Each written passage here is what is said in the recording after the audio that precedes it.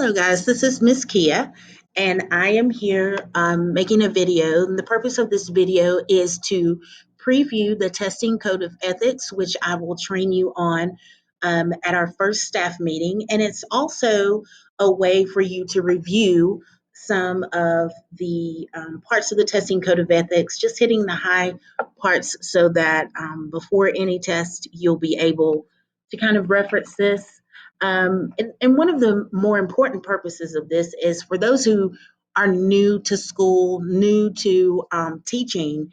This is going to give you some language and help you to start thinking about um, the testing procedures and some of the things that um, you will be trained on in the future in regards to testing. So, the purpose of testing is a way to get reliable and valid information for several things. Students need to know what they've learned. Parents also need to know what their students have learned. And teachers, they can use the test results to kind of gauge how they're doing and places of improvement for them. And of course, also the community, leaders and lawmakers, and just the citizens want to know how are the schools in my community doing. And so testing does help with that as well, as far as even the comparison of school systems between states and other localities. Four domains that go with fair and ethical testing. And so we want to make sure that all the testing that we conduct here at Central Wilkes Middle School is fair and also done with a high level of integrity and always thinking about what is the right thing to do for children. And so those four domains are security, administration, preparation, and scoring analysis and reporting. So, when you think about security, what you need to think about here is that making sure that the test materials aren't shared with other people, that they're always secure and locked, and that the testing that the students have is not something that they've been able to preview or anything like that, but that they are looking at this as brand new material and so that it's an accurate representation of what they know. So, also, this domain kind of talks about how you can't use the materials for personal gain. You can't copy, reproduce anything, try to sell it, or try to open some kind of business to help children and say you got an inside track on what the EOGs or ESCs are going to look like, all of those things. So if there is a breach in security, I have to report that as an irregularity, and that's a pretty big deal. So security, test security is of utmost importance. So as far as preparing students for tests, that's what we're in the business of doing, right?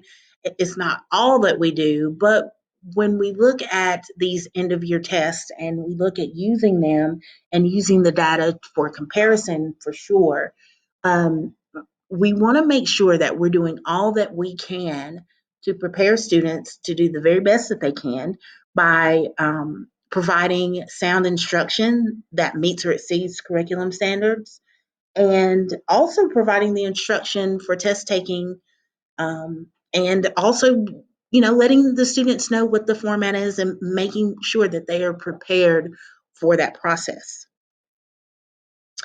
The administration of the test, making sure that all eligible students are administered the test, that all directions are uniform, and everything that is done in the with the directions and the order that and procedures that are given to you, or the test results just simply aren't valid if you do not give it in the way that the directions say.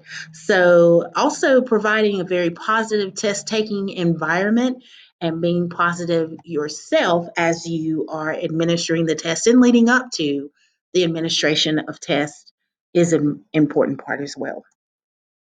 The last domain, of course, is that when you take a test, you get a score, and those scores are analyzed and reported in a lot of different ways. And so, being able to protect the confidentiality of those scores for all students and using those test scores to inform future decisions is the end game.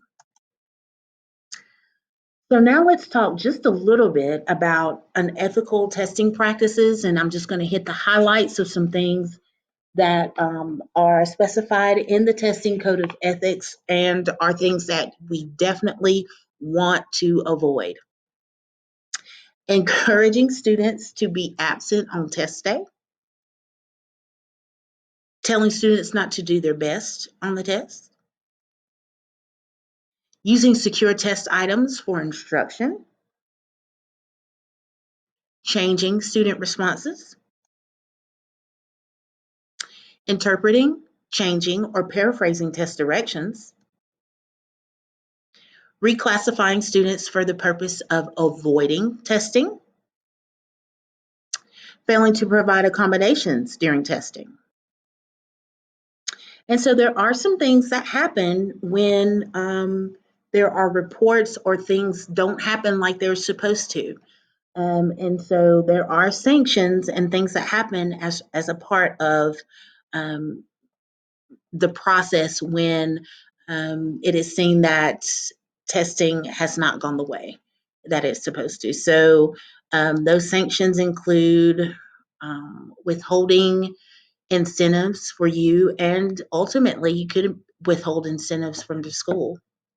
Civil actions could be filed, criminal prosecution could be a part of that, and they could suspend or revoke your professional licensure. So let me know if you have any questions or comments. Like I said, we will have a very formal training at the beginning of the year, and you will be asked to sign off that you have read and thoroughly understand the testing code of ethics. And again, this video will be available for you to look at any time. And for newbies, I would suggest that you kind of look at this before each testing session just to jog your memory and refresh your mind on some of the important things that are related to testing. All right, so I hope each and every one of you have a blessed day. Thank you. Bye bye.